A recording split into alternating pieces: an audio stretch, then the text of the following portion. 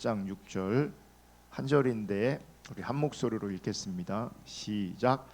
이로써 내 믿음의 교제가 우리 가운데 있는 선을 알게 하고 그리스도께 이르도록 역사하느니라. 아멘. 여러분, 지금 우리는 과거형 구원을 지나 현재형 구원에 대해서 살펴보고 있습니다. 우리가 과거형으로 구원을 받았다면, 구원받았다라고 고백할 수 있다면, 지금 우리의 현실은 현재형 구원, 즉 구원을 이루어가고 있는 것입니다. 시작이 있으면 과정이 있고, 과정이 있으면 과정이 있어야 결과가 있습니다. 그래서 시작, 현재, 미래, 시작, 과정, 결과, 이렇게 되어지는 겁니다. 쉽게 설명하면 현재 중학교 2학년 학생이 있다 그러면 생각해 보세요. 몇 학년이라고요? 중학교 2학년. 그러면 이 학생이 학교에 입학한 시기가 분명히 있을 겁니다. 중학교 1학년으로. 그러니까 지금 시점에서 과거에 입학한 시기가 있죠. 과거형 구원을 설명하는 겁니다. 지금 중2 과정을 지나고 있습니다. 이게 현재형 구원입니다. 이제 시간이 지나면 중3을 지나 졸업할 거거든요. 그 졸업이 미래형 구원입니다. 한 청년이 군대 입대해서 지금 계급이 상병입니다. 뭐라고요? 상병. 과거의 어느 한 시점에 입대를 했을 겁니다. 과거형 구원입니다. 지금 2등병, 1등병을 지나 상병으로 군 복무를 하고 있습니다. 현재형 구원입니다. 이제 병장을 달고 때가 되면 제대할 겁니다. 그게 미래형 구원입니다. 그래서 구원을 우리가 설명할 때 과거형, 현재형, 미래형으로 설명할 수 있는 겁니다. 시작과 과정과 결과, 이 전체가 구원을 이루는 과정입니다. 지금 우리의 상태는, 어떤 분들의 상태는 예수님을 나의 구주로 영접해야 하는 분이 있습니다. 무슨 말이냐면, 이제 과거형 구원 받았다, 과거형으로 고백하지 못하는 분들이 있을 수 있어요. 그분들은 반드시 예수님을 나의 구세주로 영접할 수 있기를 주님의 이름으로 축복합니다. 그게 시작입니다. 그리고 대부분의 사람들은 예수님을 나의 구주로 영접한 이후에 이제 현재형 구원을 이루어가고 있는 중입니다.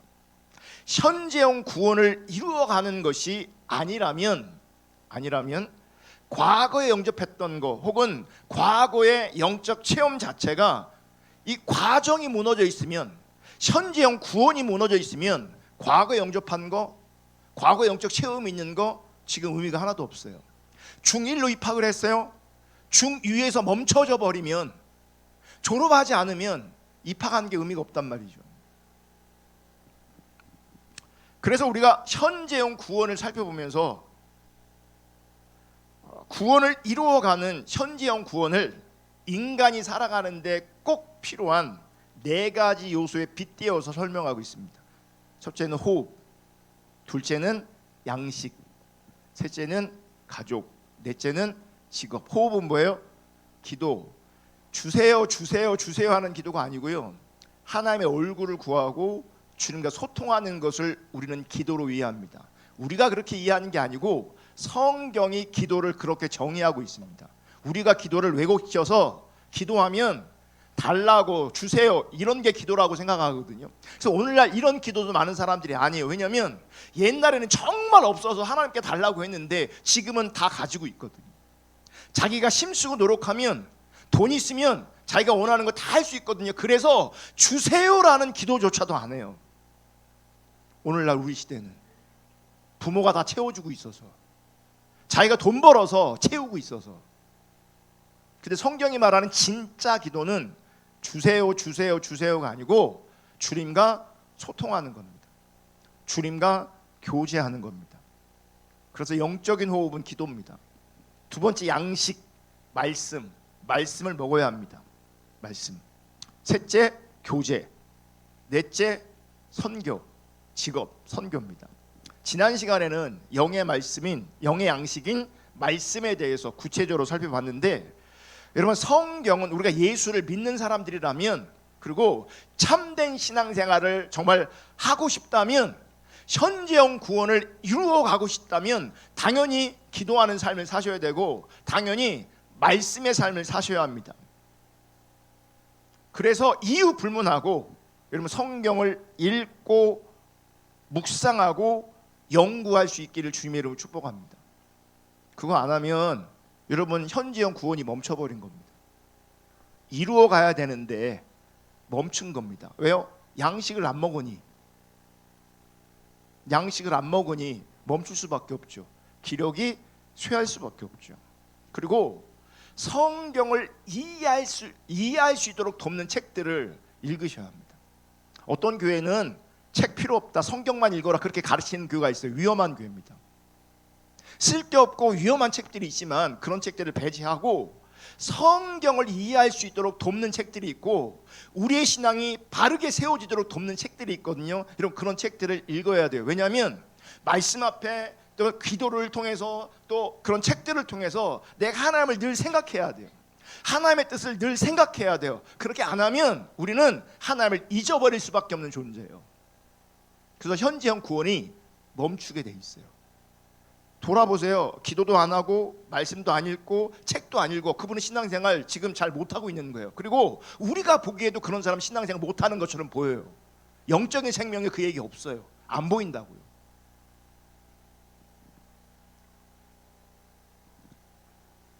여러분 기도와 말씀을 떠나서는 절대로 현재형 구원을 이루어 갈 수 없다는 사실을 분명히 기억할 수 있기를 주님의 이름 축복합니다. 오늘은 현재형 구원에 있어서 나머지 이 교제와 선교에 대해서 살펴볼 겁니다. 여러분 사람은 당연히 호흡하며 살아야 되고 당연히 먹어야 삽니다. 호흡하지 않으면 죽은 거고요. 안 먹으면 결국 죽게 되어 있습니다. 그리고 인간이 생존하고 성장하고 성숙하는 데 있어서 필수적인 조건이 또 있다면 그것은 가족일 겁니다. 아기를 생각해 보세요. 이제 막 태어난 아기에게 숨쉬고 먹는 것 외에 또 뭐가 중요할까? 아기한테 가족이죠. 돌봄이 필요한 겁니다. 이 가족은 공동체를 얘기하는 겁니다. 공동체. 아이에게는 낳아주고 보살펴주고 사랑으로 길러주는 부모가 반드시 필요합니다. 평생의 동지인 형제 우애도 필요합니다. 할아버지 할머니의 관심도 보살핌도 소중한 거죠. 여러분 신앙생활도 마찬가지죠. 가족 공동체의 준하는 교회 공동체가 신앙 공동체가 그래서 너무나 중요한 겁니다. 예수님은 성경에 보시면 잘 보세요. 제가 몇 주 동안 그러니까 금요일 날도 한 번 언급했고 주일 낮 예배 때도 한 번 언급했는데 피로 엮인 가족이 중요합니까? 아니면 신앙으로 묶인 가족이 중요한 겁니다. 예수님께서 뭐라고 말씀하셨냐고요? 여러분은 뭐가 중요합니까? 피입니다. 피로 엮인 가족이 여러분은 훨씬 더 중요합니다. 그런데 예수님 앞에 어머니가 그의 형제들이 찾아왔을 때 사람들이 그래요. 당신의 엄마가 형제 자매들이 찾아왔다고. 누가 내 형제요 자매냐 부모냐? 하나님 뜻대로 행하는 자들이 내 부모요 내 형제 자매다 분명히 말하고 있어요. 가족 공동체가 중요하지 않다는 얘기가 아니라 그만큼 더 영적인 공동체가 중요하다는 얘기예요.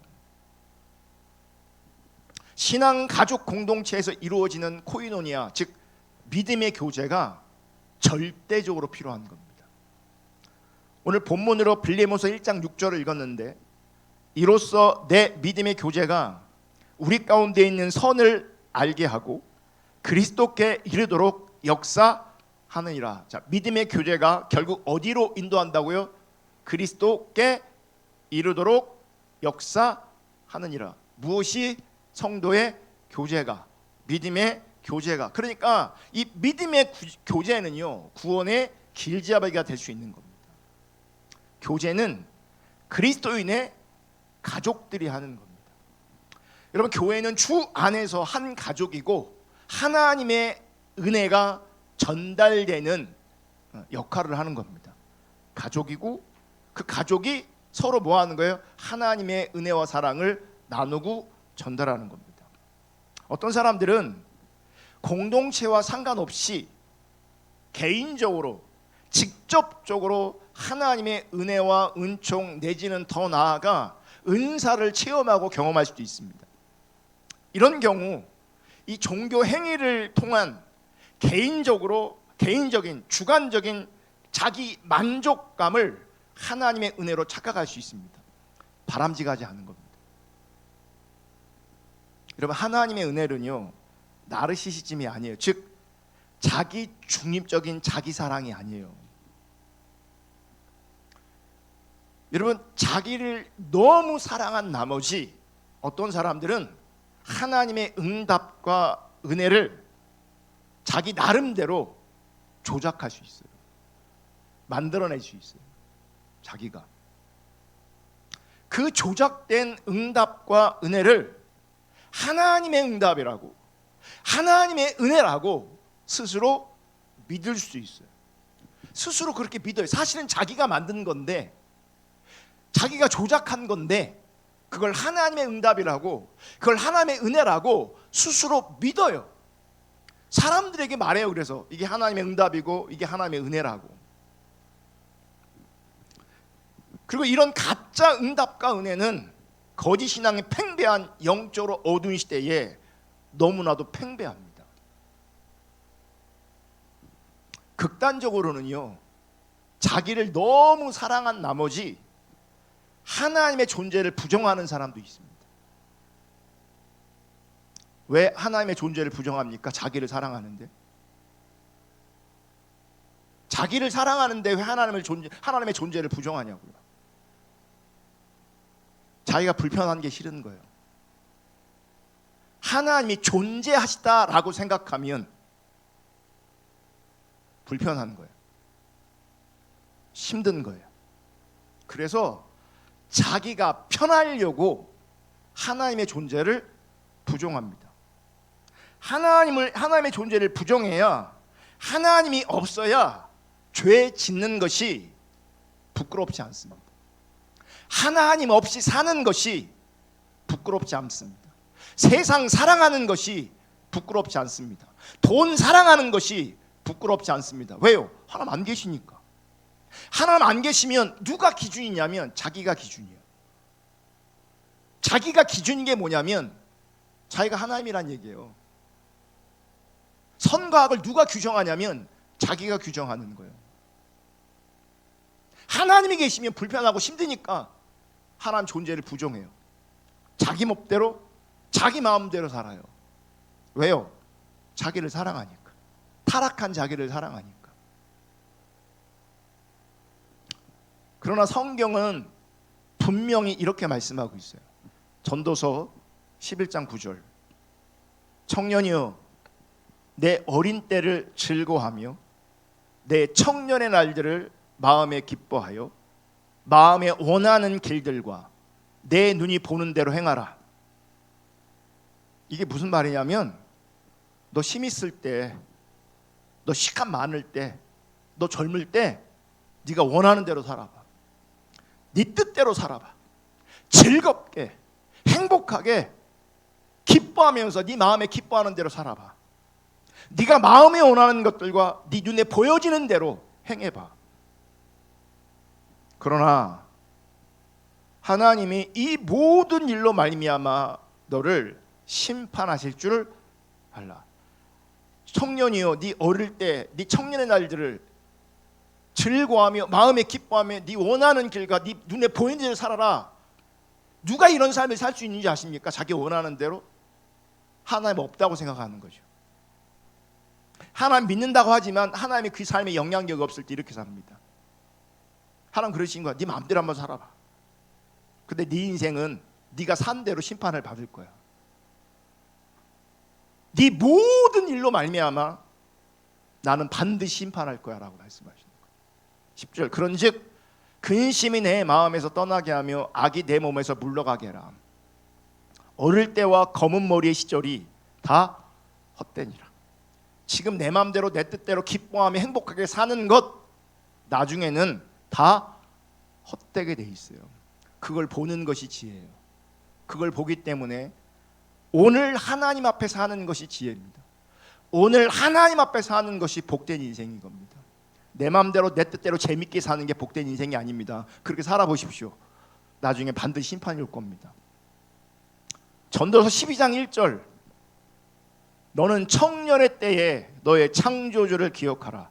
곧 공고한 날이 이르기 전에, 나는 아무 낙이 없다고 할 해들이 가깝기 전에, 해와 빛과 달과 별들이 어둡기 전에, 비 뒤에 구름이 다시 일어나기 전에 그리하라. 뭐야?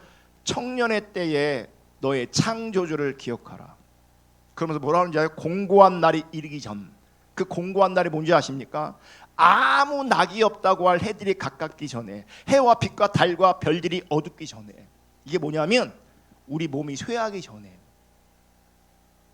우리 몸이 쇠하기 전에 하나님을 기억해서 하나님 앞에서 살라고 말씀하시는 거예요. 왜 이렇게 말씀하시냐? 몸이 쇠이지 않아요. 요즘에 어르신, 우리 목사님들 모이면 다 부모님들 얘기해요. 돌아가실 때가 됐어요. 그래서 요양원에 보내야 되는 분들, 요양원에 이제 가기 직전인 분들, 이런 분들 얘기를 해요. 이런 분들. 그러면서 그분들, 그 목사님들이 그래요. 어른들이 고집이 엄청 세. 고집이 엄청 세대요. 뭔지 아세요? 바르게 분별할 수 없다는 얘기예요. 청년의 때 하나님이 기억하지 않고 나중에 기억하려고 하면요, 그때는 잘 안 돼요. 그때 잘 안 돼요. 정말 잘 안 돼요. 정말.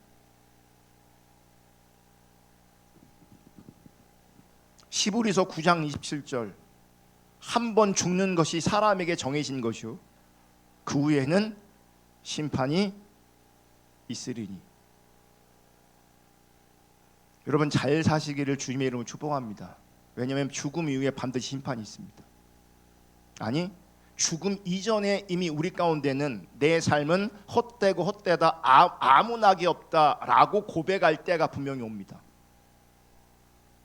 사실은 우리 인생이 죽음 이후에 심판을 당하는 게 아니고요, 많은 인생이 죽음 전에 심판을 받아요. 아무 낙이 없다니까요. 인생이 아무런 낙이 없어요. 어느 때가 되면 적어도 아무 낙이 없는 그 자리는 천국은 아닐 겁니다. 우리 인생이 그렇게 흘러가고 있다는 걸 기억하셔야 돼요. 성경은 분명히 심판이 있음을 말씀하고 있고, 그리고 그 심판의 대상은 두 부류의 사람이에요. 첫째, 예수 안 믿는 사람이 심판받고요, 또 한 부류의 사람은 거짓 신앙 가운데 있는 사람들이 심판받습니다. 누가 심판을 면하냐? 참 신앙만 심판을 면하는 겁니다. 진짜 신앙만 심판을 면하는 겁니다. 젊음의 때에 즐겁게 살았어요? 행복하게 살았어요? 마음대로 살았어요? 행복했겠죠. 그때 어느 때에는. 그게 과거로 지나가잖아요. 지금 나의 현실이 아무 낙이 없잖아요. 그분은 심판 받습니다. 이제 더 나아가 심판까지 받습니다.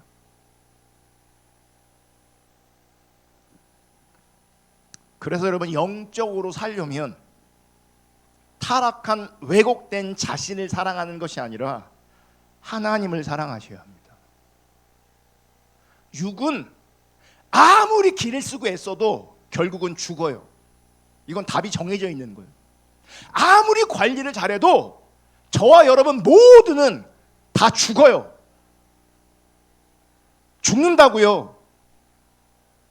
살려고 길을 써도 죽는다고요.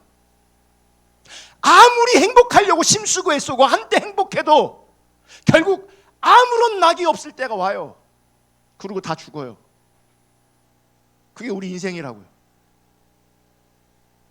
그래서 몸이 사는 게 중요한 게 아니고요, 하나님 앞에 우리 영혼이 사는 게 중요하다고요.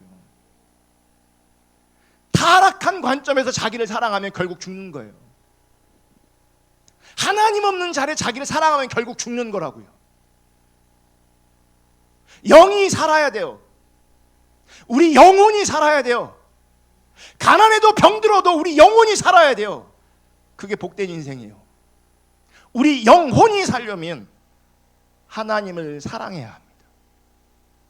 하나님 사랑해야 합니다. 우리가 살 길, 우리 영혼이 유일하게 살 길, 하나님 사랑하는 것밖에 없습니다. 아멘. 그런데 이 사람이 정말 하나님 사랑하는가 하나님 안 사랑하는가 뭘로 드러나냐면 이웃 사랑을 통해 드러나는 겁니다. 이웃 사랑. 그러니까 하나님 사랑하지도 않고 사람들을 사랑할 수 있죠. 이건 참 신앙이 아니에요. 하나님 없이 누군가를 사랑할 때는 그 사람을 사랑하는 게 아니라 그 사람을 통해서 나의 유익을 구하는 거예요.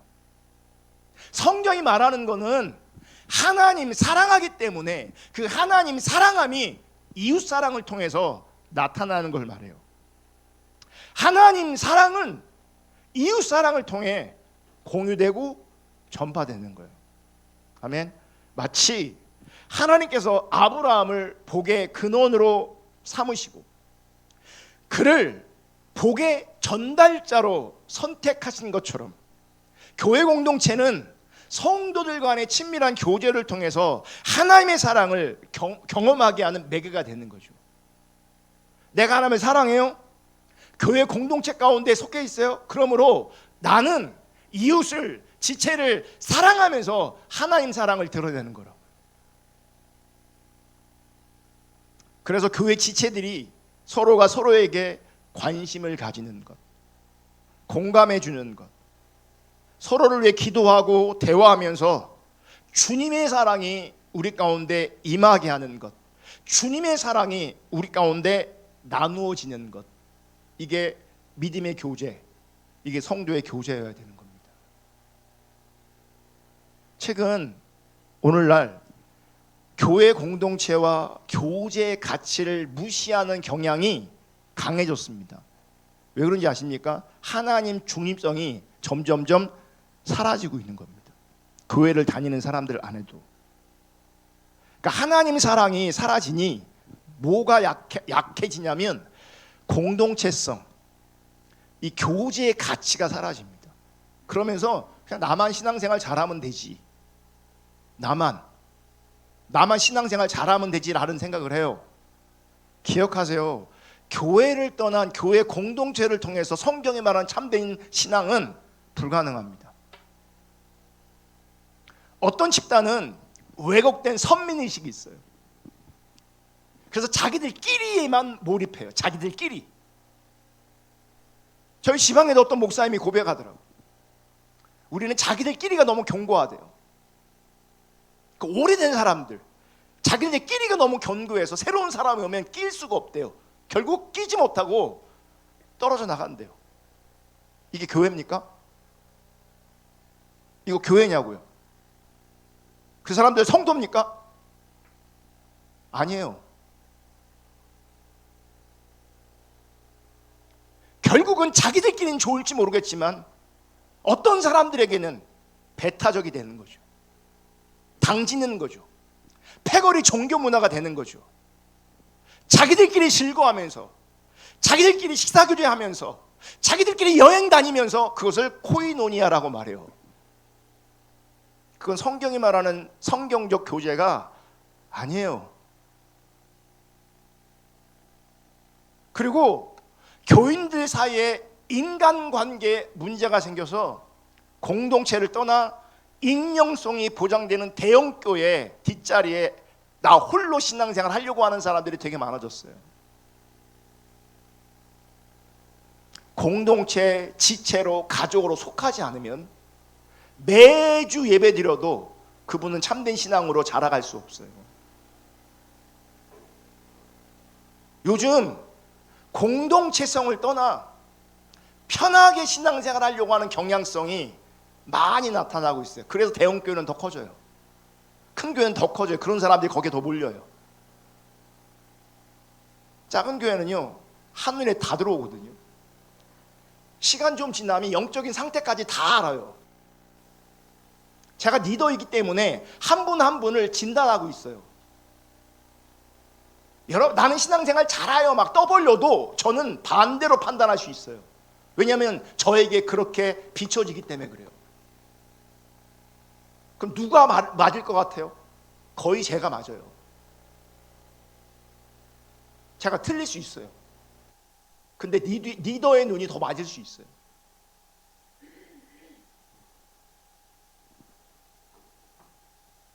익명성이 보장된 편한 신앙생활을 하려고 한다면 그건 성경이 말하는 참된 신앙생활이 아니에요. 자, 편하게 신앙생활을 하려고 하는 것 자체가 자기 중심성입니다. 우리가 금요일마다 제자에 대해 살펴보고 있는데 참된 제자의 조건이 뭐예요? 자기를 부인하고 십자가를 지는 것이거든요. 자기를 부인하는 것 자체가 편하지도 않고 십자가 지는 것 자체가 편하지도 않아요. 참된 신앙생활은 제자 되는 것이고, 제자 되는 것은 자기를 부인하고 십자가를 지는 것인데, 어디 성경에 신앙생활이 편하다고 말하고 있어요? 자기 중심적인 자리에서 편하게 신앙생활을 하려고 하는 자체가, 그런 시도 자체가, 그런 생각 자체가, 그런 선택 자체가 참된 신앙생활이 아닌 거예요. 성경은 편하게, 네 편하게 신앙생활하라고 말씀한 적이 한 번도 없어요. 우리가 그렇게 신앙생활할 뿐이에요. 또 어떤 일은 교회에서 벌어지는 부끄러운 부패와 비리로 말미암아 교회 공동체의 존재 의미 자체를 부인하는 사람들이 있어요. 교회는 다 썩었어. 교회에는 소망이 없어. 여러분, 우리 시대에 지금 개신교를 떠나는 목사들이 있어요. 타락했다고. 여러분 눈에는 잘 안 보이죠. 오늘날 성도들 중에 교회가 타락했다고, 우리 교회 같은 안 타락한 교회도 분명히 존재하는데 그분들 눈에 우리 교회가 안 보이는 거예요. 우리 교회가 보이면 여기 올 건데 아무리 봐도 다 썩었어. 아무리 봐도 여길 봐도 썩었고 저길 봐도 썩었어. 그분 입장에서는요 갈 데가 없어. 그러면서 교회 공동체의 존재 의미를 부정하는 자리까지 가요.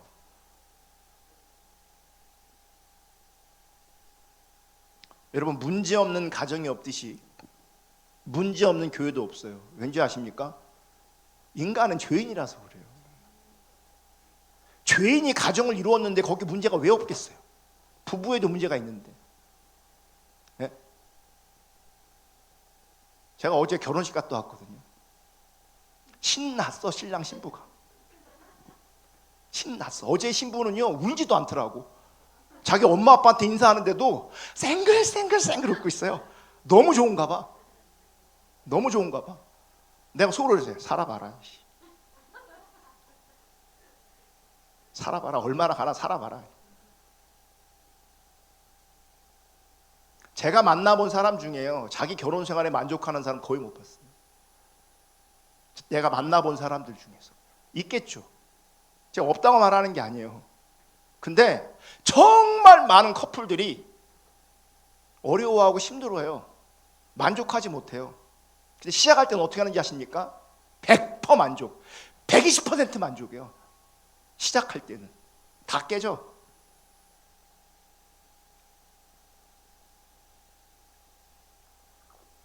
문제없는 가정 없어요. 애들 고치는 프로 나오잖아요. 오은영 박사. 대부분이 뭐라 하는지 결론이 뭔지 아십니까? 애가 문제지. 그러니까 상당 요청하고 한 거죠. 애가 문제가 아니라 대부분은 부모가 문제예요. 개 교종하는 프로가 있거든요. 개는 훌륭하다. 세상에 나쁜 개는 없다. 대부분의 문제는 개가 문제가 아니라 견주가 문제예요. 대부분은. 왜 그러냐? 인간이 죄인이에요. 아니 가정도 문제인데, 아니 100% 사랑한다고 둘이 결혼했는데도 문제가 생기는데, 이렇게 사람이 많이 모이면 당연히 문제가 생기죠. 솔직히 여러분도 보세요. 딱 한번 눈을 들어보세요. 내 마음에 드는 인간이 있는가 여기서? 네? 한번 일어나서 한번 쭉 둘러봐. 내 마음에 드는 인간 있는가? 없다니까요. 없다니까요.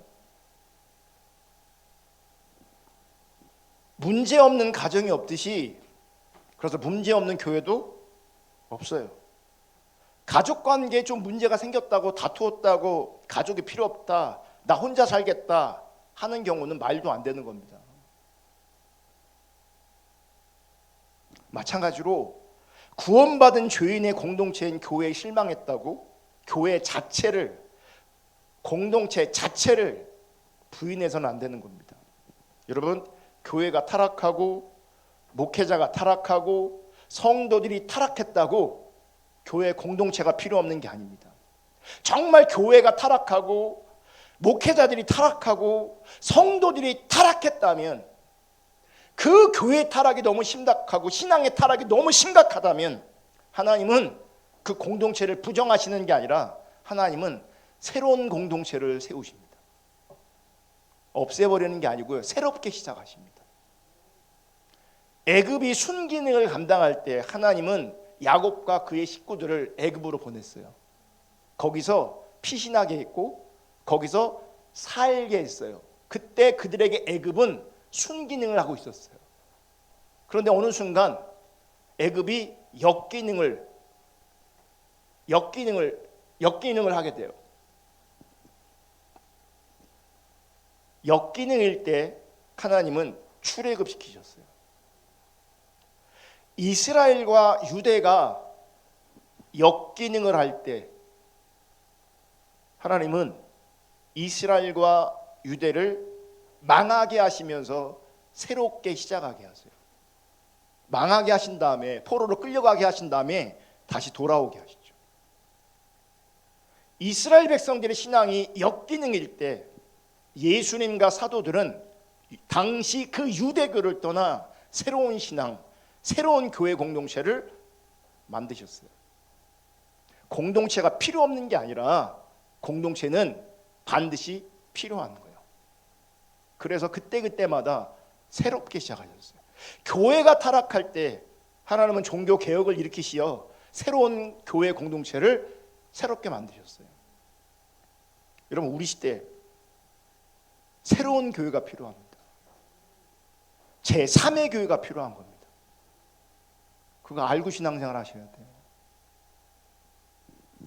그러므로 여러분이 참다운 그리스도인이라면 여러분에겐 분명한 사명이 있는데, 첫째는 이 타락한 교회를 개혁하든지, 아니면 교회 개혁이 불가능하다면 새로운 교회를 세우는 그 사명이 우리 가운데 부어져 있어야 되는 거예요. 그러니까 우리에게 주어진 사명은, 이 시대의 사명은 교회를 향한 사명이에요. 하나님 나라를 이루어가는데 그 하나님 나라를 교회 공동체를 통해서 이루어가는 거거든요. 그럼 둘 중에 하나예요. 내가 속한 교회를 개혁하든지, 그게 불가능하면 새로운 교회를 만들어야 되는 거예요. 그게 여러분이 주님을 따라가는 거예요. 신앙의 본질, 하나님과 친밀한 교제, 첫 번째고, 두 번째가 뭐예요? 하나님의 행하심을 보는 건데, 하나님의 행하심 뭐예요? 개인적으로 뭐 하시는가, 이게 아니에요. 분명히 우리 시대 하나님께서 행하시는 가장 우선적인 것은 하나님이 원하시는 교회 공동체를 세우는 거예요. 거기에 헌신하는 게 우리 가운데 주어진 사명이에요. 내 인생 개인적으로 잘 먹고 잘 사는 게 사명이 아니라고요.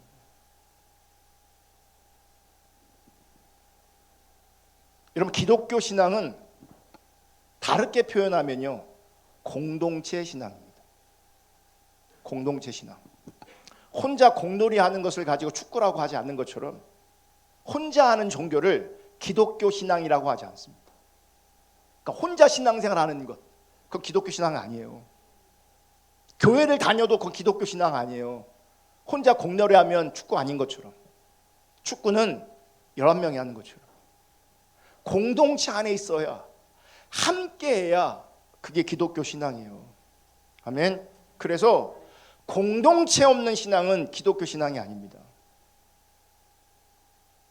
공동체를 잃어버린 신앙은 기독교 신앙 아닙니다. 오늘날 대형교회는 자기들이 크다고 자랑하지만 진짜 성경이 말하는 교회의 공동체성은 더 희박합니다. 너무 많아서 저 사람이 슬픈지 기쁜지도 몰라요. 적어도 적어도 제가 꿈꾸는, 제가 원하는 교회상 안에는 성도가 죽으면 그 죽음에 같이 공감할 수 있어야 돼. 그 슬픔에. 교회 안에 기쁜 일이 있으면 리더는 그 일에 뭐 할 수 있어야 돼요? 같이 공감하고 같이 기뻐할 수 있어야 돼요. 대형 교회는 누가 죽어가도요, 누가 죽었는지도 몰라요. 그게 공동체입니까? 근데 편하게 신앙생활 하려고 그 속에 엄청나게 많은 사람이 그 속에 있는 거예요.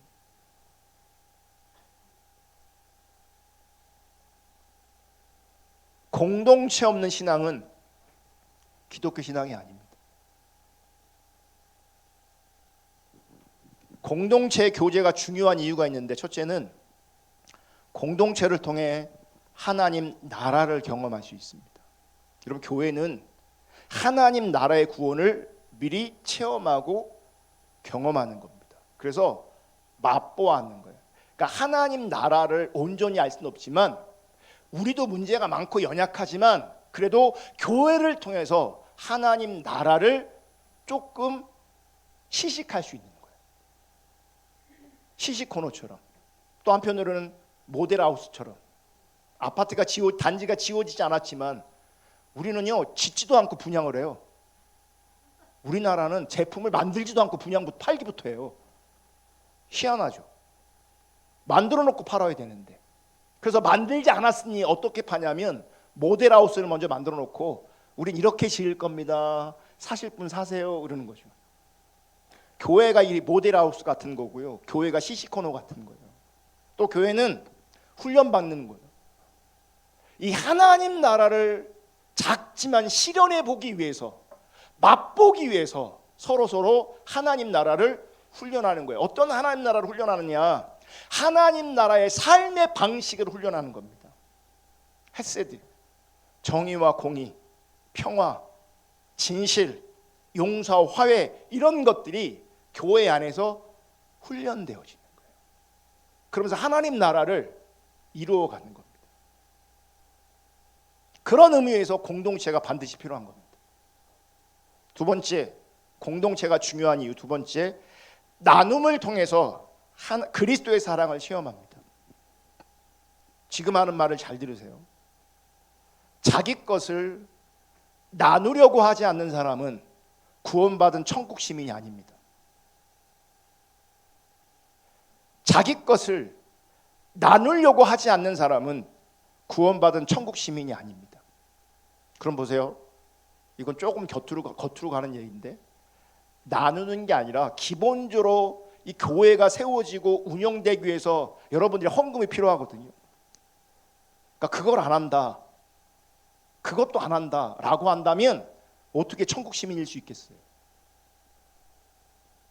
어떻게? 더 나아가 공동체 다른 사람들을 위해서 자기 것을 나누지 않는다면 구원받은 천국 시민이 아닙니다. 자기의 관심과 자기의 시간과 자기의 재물과 자기의 노동력을 다른 사람들을 위해 베풀면서 풍요로움을 경험하는 것이 교회가 되는 겁니다. 아멘. 그거 안 하면 천국 시민이 아니라고요. 가족이 아니라고요. 여러분, 이 세상에서 가장 불행한 사람은 소유의 기쁨만 알고 베품의 기쁨을 모르는 사람이에요. 불행한 사람이라고요. 소유의 기쁨은 알아. 그러니까 소유의 기쁨을 아는 그 자리에 자기 만족하겠죠. 근데 뭘 몰라요? 베품의 기쁨을 몰라요. 근데 어떤 면에서 불행한 거예요? 그 사람은 천국 시민이 아니기 때문에 불행해지는 거예요. 그 소유의 기쁨 언제까지 할 수 있어요? 나이 다 먹어서 틀리 끼고 베네똥 이러면 행복하겠냐고요.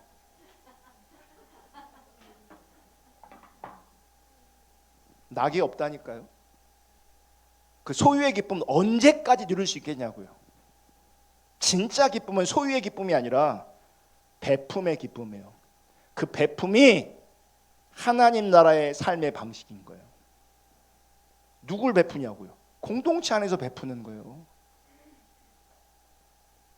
누구 뜯어먹으려고 오는 데가 아니고요, 베풀려고 오는 거라고요. 셋째, 섬김을 통해 그리스도의 봉사를 경험해요. 또 잘 들으셔야 돼요. 자기 자신만을 위해 사는 사람은 구원받은 하나님 나라 백성이 아닙니다. 자기만을 살고 있는 사람, 자기 가족만을 위해 살고 있는 사람, 구원받은 하나님의 백성 아닙니다. 자기보다 연약한 자를 돕기 위해 자기를 희생하는 그 섬김이 천국 가족의 삶이 되는 겁니다. 여러분, 이 세상에서 또 불행한 사람이 있다면 높아지는 굴림의 기쁨은 알지만 낮아지는 섬김의 기쁨을 모르는 사람이에요.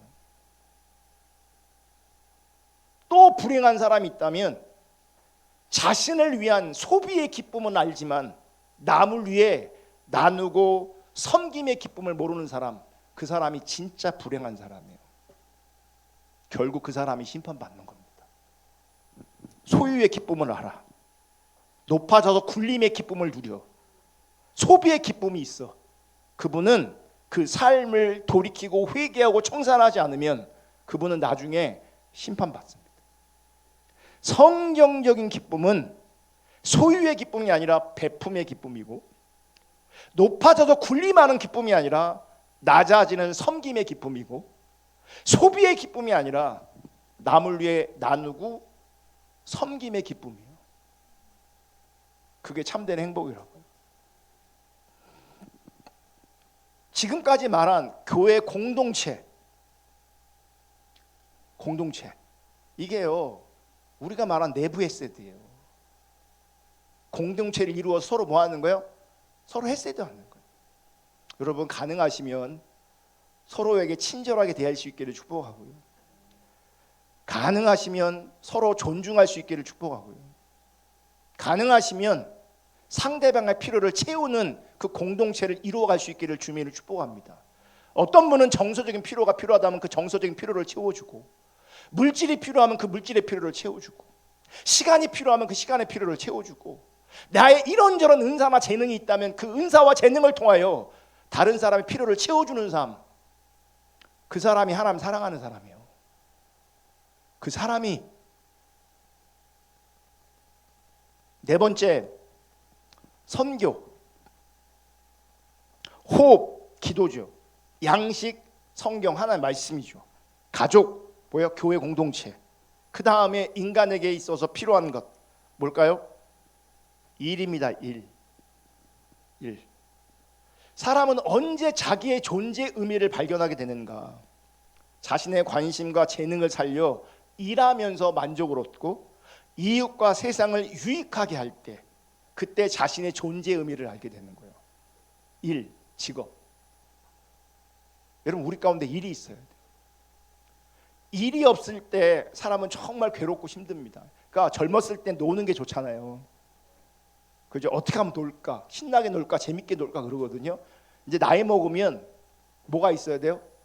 일이 있어야 돼요. 나이 먹으면서 청년이 되면서 일이 없으면, 일 없는 것 자체가 이제 우리의 부끄러움이 돼요. 만약 40살에 일이 없다, 그분 되게 힘들어합니다. 엄청 힘들어합니다. 뭐라도 하려고 하는 거죠. 여러분, 일이 힘들다 그러지만 그 일이 있다는 게 얼마나 우리를 가치 있게 하는지 몰라요. 여러분, 일은, 작업은, 직업은 단순한 밥벌이가 아니에요. 어쩔 수 없이 살기 위해서 일하는 인생 되지 않기를 주님으로 축복합니다. 어쩔 수 없이 살기 위해서 억지로 일한다면 그것처럼 불행한 게 어디 있어요? 적절한 보상을 받고 보람을 느끼고 인정을 받으며 사회의 구성으로서 살아갈 수 있는 행위, 그게 직업이잖아요. 일. 모든 그리스도인에게 직업이 있습니다. 하나님이 그 직업을 갖게 하셨어요. 뭐예요?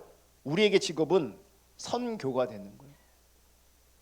제가 그랬잖아요. 일 없는 게 괴로운 거라고. 일 없는 게 괴로운 거라고. 실제 괴롭단 말이죠. 우리에게도 뭐가 주어졌다고요? 그 일이 주어졌다고요. 근데 그 일을 안 해. 네. 그럼 어떻게 되는 겁니까? 예? 어떻게 되는 거냐고요. 남편이 일을 안 하면 어떻게 되는 거냐고요. 이쁘겠냐고요. 다 큰 자식이 일 안 하면 어떻게 되겠냐고요. 빈둥빈둥 놀고만 있으면 그거 어떻게 되겠냐고요. 영적으로 하나님 나라의 관점에서 우리 가운데 일이 주어져 있다고요. 그게 선교라고요. 아멘. 구원받고 구원을 이루어가는 사람은 선행과 전도로 예수 그리스도의 그 하나님 나라를 선포하고 전하는 겁니다. 선교는 단지 포교가 아닙니다. 종교의 전파 그 이상입니다. 여러분, 하나님의 복음은 사랑이며 선교는 하나님 사랑, 그 사랑의 구체적인 실천을 말하는 거예요. 요한일서 3장 16절 17절. 그가 우리를 위하여 목숨을 버리셨으니 우리가 이로써 사랑을 알고 우리도 형제들을 위하여 목숨을 버리는 것이 마땅하니라. 자, 목숨을 예수님이 버리셨어요. 그래서 우리가 뭘 알았어요? 사랑을 알았어요. 형제를 위해 목숨을 버리는 것이 마땅하대. 이 얘기 뭐겠어요? 사랑하라는 거죠. 사랑하라는 거죠. 문자적으로 목숨을 버리라니까 큰일 났다. 내가 저 인간을 위해서 어떻게 목숨을 버리냐. 그 말 아니에요. 사랑하라는 말이죠. 사랑. 17절. 누가 이 세상의 재물을 가지고 형제의 궁핍함을 보고도 도와줄 마음을 닫으면 하나님의 사랑이 어찌 그 속에 거하겠느냐. 우리가 같이 살다 보면, 같이 공동체를 이루다 보면, 또 내 삶의 자리에서 내 인생을 살다 보면 내 주변에 어려움 당하는 사람이 있다고요.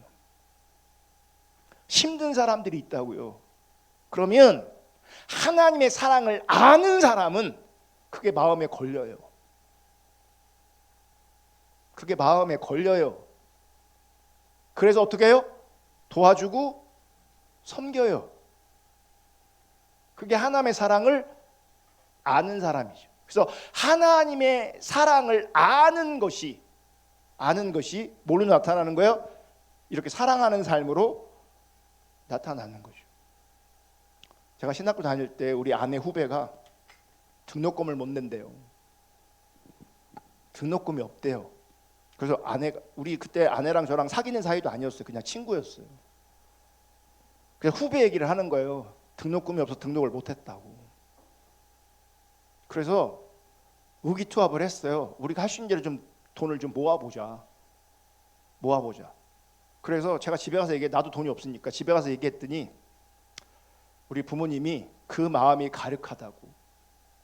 그러면서 우리 아버지도 등록금 못 냈거든요. 잘. 그래갖고 신학교 다닐 때 그때는 등록금 안 내면 공고했어요. 이 사람 등록금 안 냈다고. 네, 그러면 우리 아버지가 그걸 보고 거기다 볼펜으로 찍 자기 이름 긋고 그리고 이제 집에 오시고 그랬대요.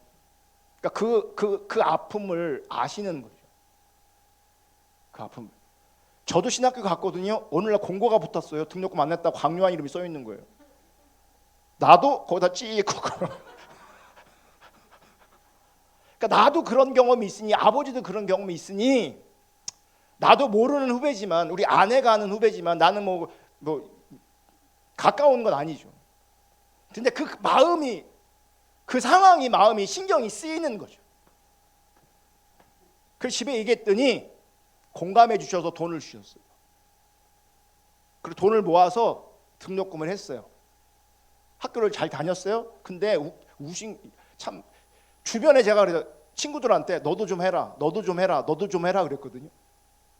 있는 놈들이 안 해요.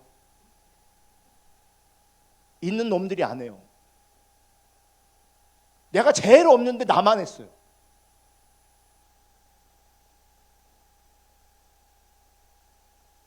누가 이 세상의 재물을 가지고, 사랑의 신천은요 대부분 돈으로 합니다. 입술로 하는 게 아니에요. 대가를 치러야 되는 거거든요. 희생이 따르는 거거든요. 돈이 왕노릇하는 우리 시대에는 뭐예요? 그걸 가지고 섬기는 거예요. 이 세상의 재물을 가지고 형제 궁핍함을 보고도 도와줄 마음을 닫으면 하나님의 사랑이 어찌 그 속에 거하겠느냐. 아까 불행한 사람 얘기했죠.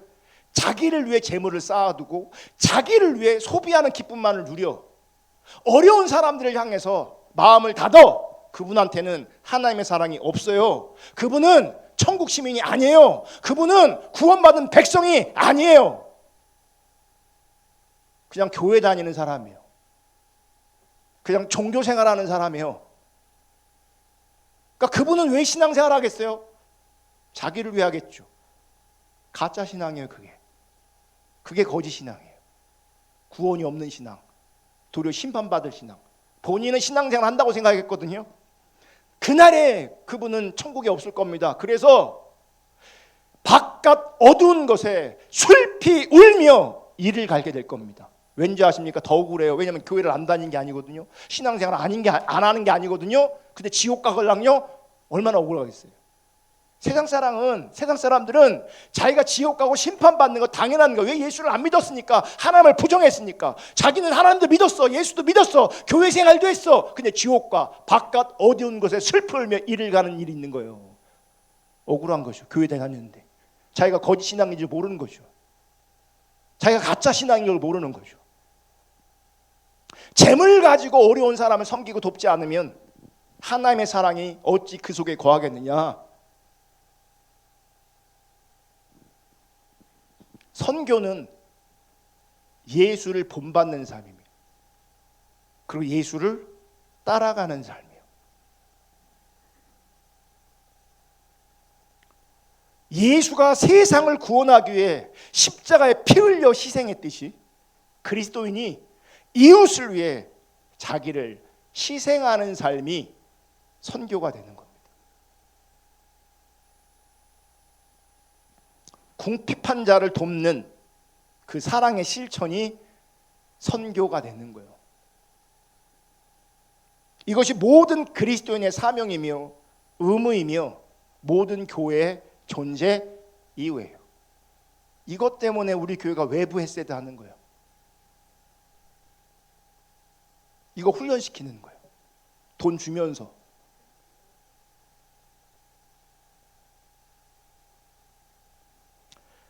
여러분, 선교의 과정과 방법을 크게 세 단계로 볼 수 있는데, 첫째는 전도입니다. 전도. 우리는 전도하면 전도지 들고 나가고 해서 뭐 하는 거예요? 이게 막 하잖아요. 요즘에는 막 여름에 더우니까 반바지 입고 선글라스 낀 아저씨가 막 전도지 줘요, 나한테. 그렇게 이뻐 보이지 않는 사람이. 우린 그런 걸 전도라고 생각해요. 어떤 사람은 불신지옥, 예수천당, 불신족 하면서 뭐예요? 전도한단 말이죠. 그분들의 용기, 담대함, 부럽기도 하지만 좀 불편해요. 요즘에 그런 전도를 통해서 예수 믿는 사람 거의 없어요. 이렇게 거리 전도의 맹점이 있어요. 전도자의 삶이 없어요. 전도는 정말 중요한 게 전도자의 삶이에요. 그래서 전도는 입으로 한다고 생각하거든요, 우리는. 근데 진짜 전도는 입으로 하는 게 아니라 삶으로 하는 거예요. 어떤 삶? 아까 말한 대로 희생하고 돕고 섬기는 삶이에요. 그래서 제가 여러분들을 위해 기도해요. 섬길 수 있는 복을 달라고. 돈이 있어야 섬기지, 힘이 있어야 섬기지, 건강이 있어야 섬기지, 시간이 있어야 섬기지, 재능이 있어야 섬기지, 은사가 있어야 섬기지. 건강도 없어, 돈도 없어, 시간도 없어, 은사도 없어. 이분은 받아야 돼. 그죠? 받아야 되죠. 진짜 복은 받는 게 아니라 주는 거라고요. 내 물질을 나누고 내 시간을 나누고 내 건강을 나누고 내 은사를 나누는 것, 그게 복이라고요. 그게 참된 신앙생활이라고요. 자기 중심적인 자리에서 부를 구하지 마시고요. 이렇게 하나님 중심적인 자리에서 부를 구할 수 있길 축복합니다. 열심히 살아야 돼. 그래서 공부 열심히 하고 일도 열심히 하고 그래서 희생하고 섬기는 사람 될 수 있기를 주님의 이름으로 축복합니다.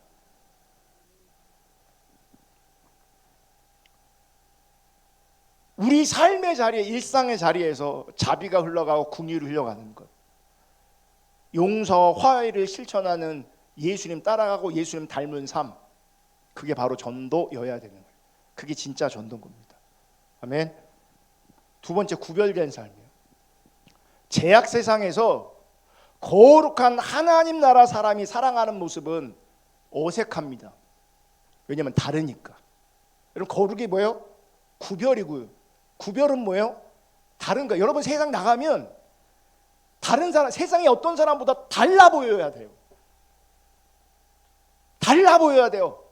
아멘. 이 교제권 안에서 여러분은 다른 구별된 사람이 되어야 된다고요.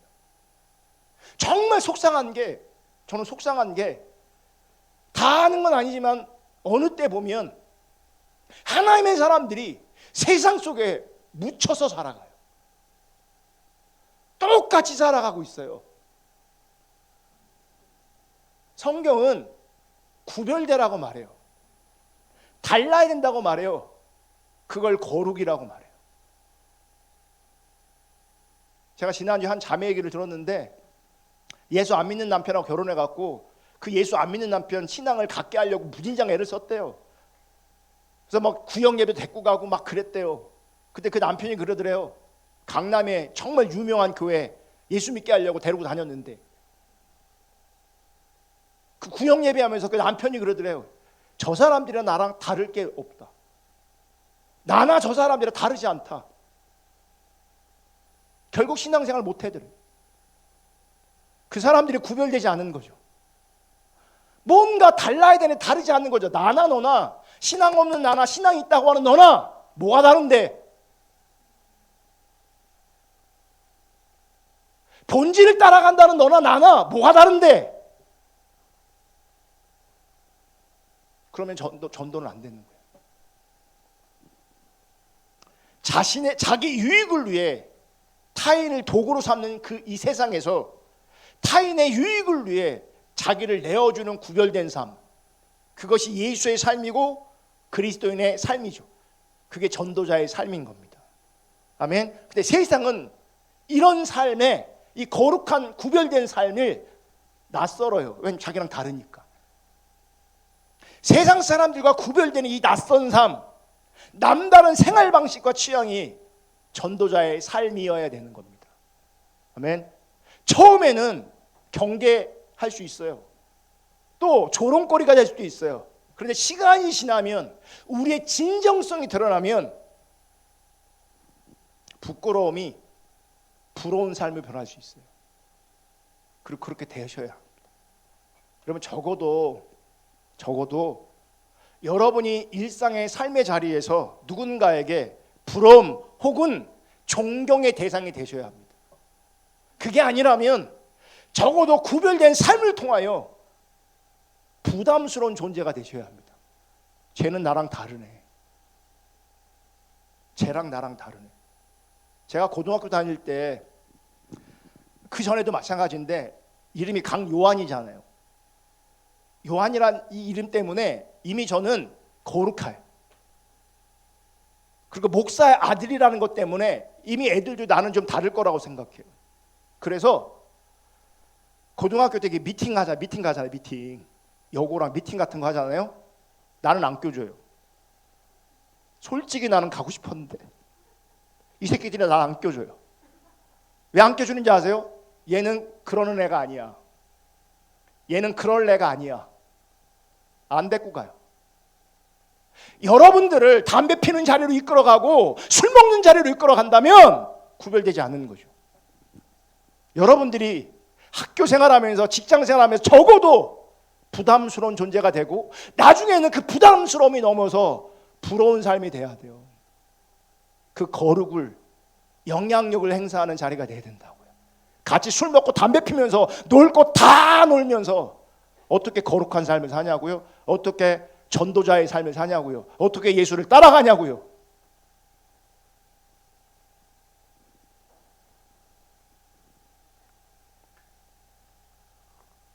셋째는 증언이에요. 구별된 삶, 선하고 의로운 삶을 살면 이제 세상 사람들이 궁금해합니다. 너는 왜 그러고 사니? 너는 인생의 재미가 뭐니? 이렇게 묻습니다. 내가 볼 때 넌 지질나게도 재미없게 산다. 뭔 재미로 사니? 궁금한단 말이에요. 근데 긴 시간을 통해 교제하다 보면 나의 내면은 공허한데 재미없게 사는 저의 내면은 건강해요. 나는 공허한데 불행한데 행복을 맛보지 못하고 있는데 저는 안정감 있고 평강이 있고 행복해. 그럼 나중엔 궁금해요. 너는 왜 그러고 사니? 그때 하는 것이 바로 증언입니다. 물어볼 때 베드로전서 3장 13절 또 너희가 열심으로 선을 행하면 누가 너희를 행하리요? 그러나 의를 위하여 고난을 받으면 복이 있는 자니. 여러분, 의를 행할 때 고난받는 일이 있을 수 있다가 아니라 있다. 이 세상에서 구별된 삶, 다른 삶을 살면 분명히 경계하고요, 조롱한단 말이에요. 가까이 오지 않는단 말이에요. 외로울 수 있단 말이에요. 근데 그 외로움을 주님과 교제하며 하나님의 은혜와 사랑으로 극복해 가는 거죠. 끝내 그러면서도 그들을 섬기고 사랑할 때에 그들이 다가와 물어요. 너 왜 그러고 사니? 때로는 고난이 있어요. 주님 때문에 받는 고난이라면, 주님 때문에 받는 외로움이라면 그걸 복으로 여길 수 있기를 주님을 축복합니다. 그들이 두려워하는 것을 두려워하지 말며 근심하지 말고 너희 마음에 그리스도를 주로 삼아 거룩하게 하고 너희 속에 있는 소망에 관한 이유를 묻는 자에게는 대답할 것을 항상 준비하되 온유와 두려움으로 하고. 물어요. 너 왜 그렇게 사니? 그때 온유하고 두려움으로 대답해야 된다는 거죠. 복음을 증언해야 된다는 거죠. 여러분, 증언하기 위해서 성경과 교리를 빠삭하게 알고 성경 구절을 대고 이럴 필요가 없어요. 내가 하나님 만난 체험들, 예수 그리스도로 말미암은 그 사랑을 경험한 것들을 그냥 뭐 하면 되는 거예요? 온유하고 두려워하는 마음으로, 하나님 일하시도록 기대하는 마음으로 하나님 이 얘기를 듣고 하나님 일해 주세요, 저 사람 마음을 감동하세요 하면서 내가 경험한 그 은혜와 사랑, 하나님에 대한 얘기를 그 사람한테 하는 거죠.